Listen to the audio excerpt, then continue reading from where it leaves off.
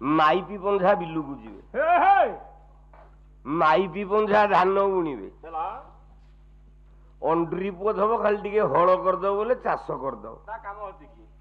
ମାଇପି ପଞ୍ଝା ଧାନ ରୋଇବେ, ଧାନ କାଟିବେ, ଧାନ ଆଣି ଘରେ ଗଦେଇବେ, ବିଲ ବାଛିବେ, ସାର ପକେଇବେ।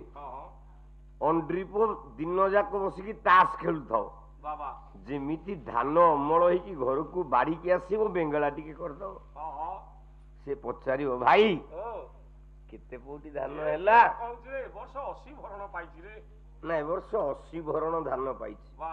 କିରେ ତୋ ଭାରିଜା ତ ସବୁ ଗଲା, ତୋ ନାଁଟା କେମିତି ହେଲା? ଜୀବନ ଚର୍ଯ୍ୟାରେ ନାରୀର 3ଟା ରୂପ। ଗୋଟିଏ ହେଲା ମା, ଗୋଟିଏ ହଉଛି ଭଉଣୀ, ଗୋଟିଏ ହଉଛି ସ୍ତ୍ରୀ। ମା ରୂପରେ ଜଗତକୁ ସେ ସୃଷ୍ଟି କରେ, କାରଣ ପ୍ରସୂତି ଦେଲା ବାଲା ସେ ମା। ତମ ଘର ମାନଙ୍କରେ ତମ ଝିଅ ବୋହୂ ହୁଅନ୍ତୁ କି ମୋ ଘରେ ମୋ ଝିଅ ବୋହୂ ହୁଅନ୍ତୁ, ଯେତେବେଳେ ମେଡିକାଲ କୁ ଯାଉଛନ୍ତି ପିଲା ଜନ୍ମ କରିବା ପାଇଁ, ଯୋଉ ଘର ଭିତରେ ପଶୁଛନ୍ତି କଣ ଲେଖା ଯାଇଛି? ପ୍ରସୂତି ଭବନ, ପ୍ରସୂତି ଗୃହ ବା ପ୍ରସୂତି ଭବନ। କାହିଁକି ନା ଦକ୍ଷ ପ୍ରଜାପତି ସ୍ତ୍ରୀ ନା ହଉଛି ପ୍ରସୂତି। ଇଏ ତା ନା ଦକ୍ଷ କାହିଁକି ନା ଛୁଆ ଜନ୍ମ କରିବାରେ ସିଏ ଦକ୍ଷ। ୟା ନା ପ୍ରସୂତି କାହିଁକି ନା ଛୁଆ ଜନ୍ମ କରିବାରେ ଇଏ।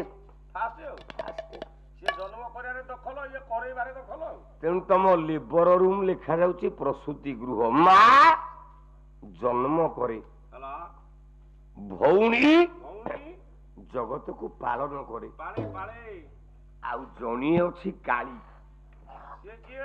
ସେ ହଉଛି ତୋ ସ୍ତ୍ରୀ। କେତେବେଳେ କାଳୀ ରୂପ ଧରେ? ସ୍ତ୍ରୀ ରୂପରେ ସେ ଜଗତକୁ ସଂହାର କରେ।